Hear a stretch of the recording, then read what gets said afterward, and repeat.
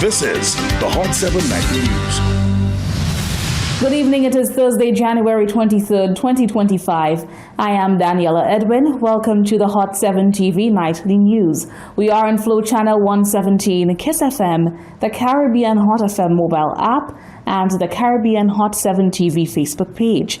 Not forgetting those of you using the Hot 7 plug and play antenna. Thank you so much for joining us. The West Indies women's cricket team has a new hero. Kiana Joseph delivered a standout performance, scoring a first one-day international half-century against Bangladesh women at Warner Park. It's a story of hard work paying off, maturity in the game, and family support driving her success. Warner Park became the stage for a breakthrough moment as West Indies all-rounder Kiana Joseph celebrated her first one-day international half-century against Bangladesh women. Through Joseph's determination, the women's West Indies cricket team claimed victory by 9 wickets. Pleased with her progress and success, Joseph states that months of preparation, self-discipline, and guidance from her teammates and family culminated in this milestone. I feel real happy because for the past few months I've been putting a lot of work, working on my batting a lot, and it actually pays off. I actually had to give myself a chance to actually get a high score for my team, and listening to my teammates out there and also Haley telling me to just give myself a chance and just play the ball in front of me a lot. My mom, my dad, my grandmom, my granddad, my whole family, everyone is supporting me back home. Joseph was commended for her amazing victory at Warner Park, and when asked whether the phrase "go hard" drove her instinctively, she responded affirmatively, adding that she had confidence in herself to strategically play with the guidance she had borne in mind. I was thinking about, trying to get the balls away, but when I listened to Haley and my teammates out there, actually give myself a chance, and it actually paid off by giving myself a chance. And when I get the bad balls, I put it away, and the good balls just respect it and play the singles.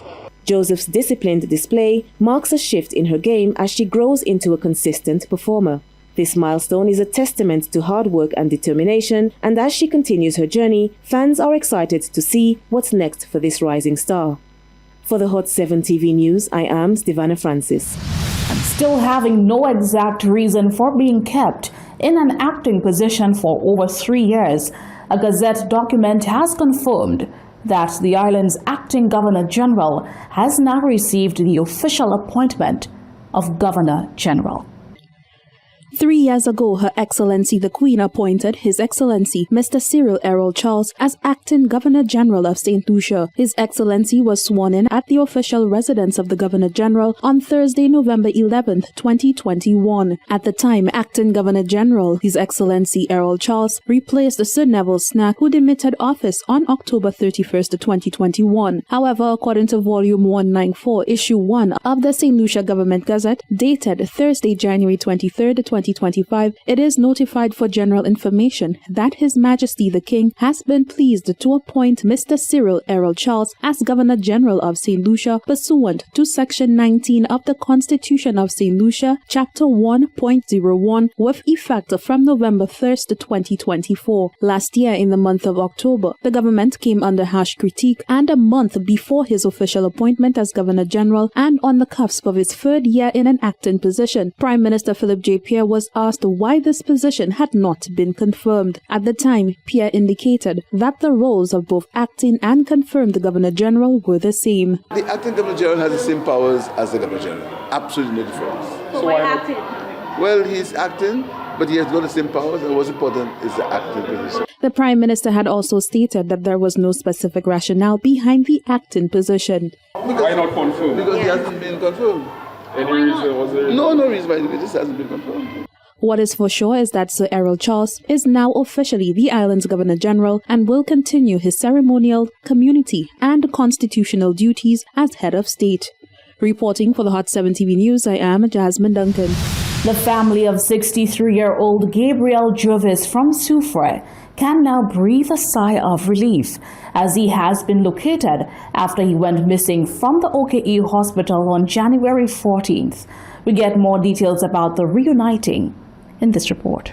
The family of 63-year-old Gabriel Jervis of Soufrière is relieved after being reunited with him 8 days after he went missing from the Owen King EU hospital. Jervis was reported missing on January 14, 2025, after being transported via ambulance from the Soufrière Hospital to the Owen King EU Hospital for medical care. According to his daughter Wilma Saint Remy, her father was admitted to the hospital after showing signs of a possible stroke. While awaiting the results of a CT scan, Saint Remy left briefly to gather essentials for her father's overnight stay as he was admitted for observation and to receive medication.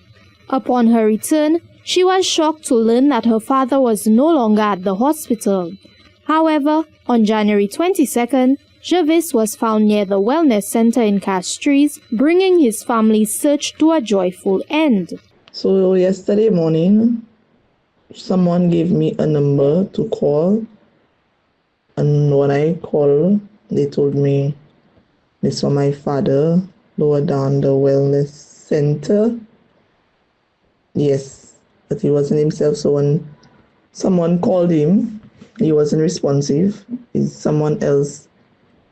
That person said King Errol, and then he turned and they called ambulance and they brought him back to the OKE hospital. And then the OKE hospital called me. I called my boyfriend and tell us to come and identify if that's the missing person. Saint Remy expressed gratitude to everyone who assisted in locating her father and ensuring his safe return.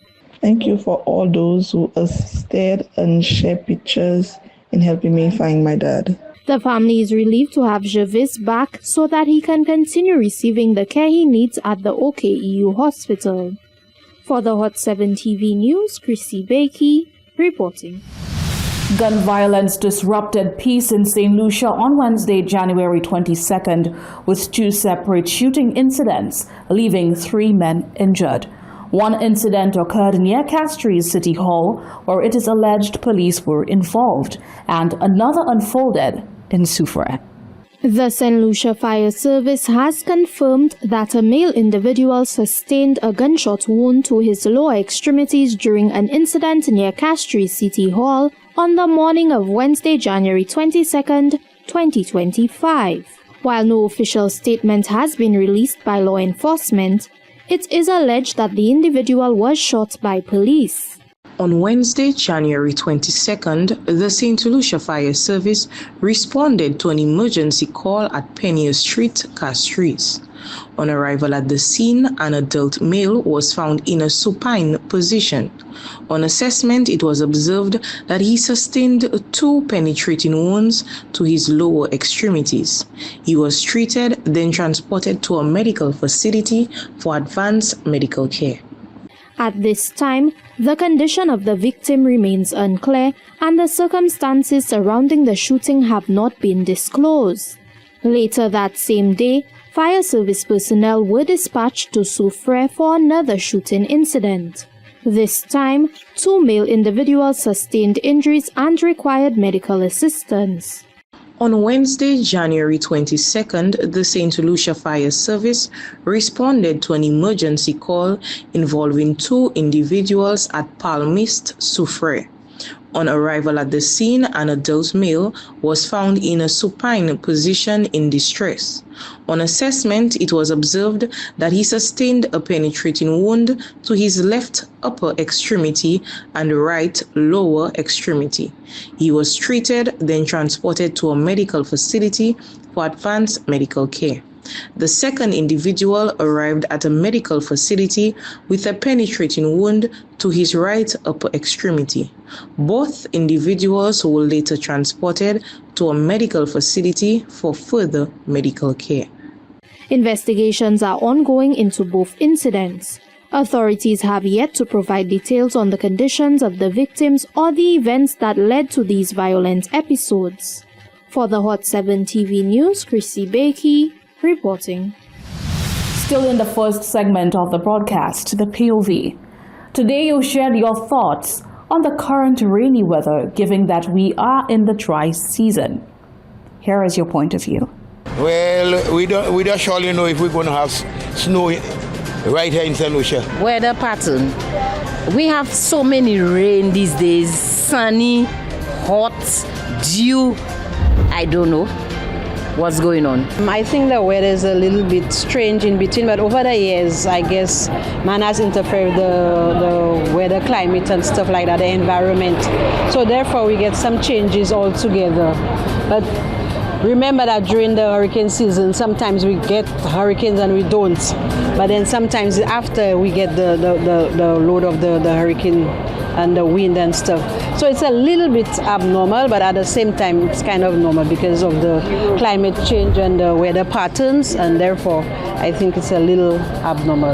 But altogether, yeah, the weather is always windy and a kind of a way, but I don't believe that the weather is natural, you know. I think there's a climate change right now going on, and we can expect anything. We can expect a lot of sun, we can expect a lot of rain.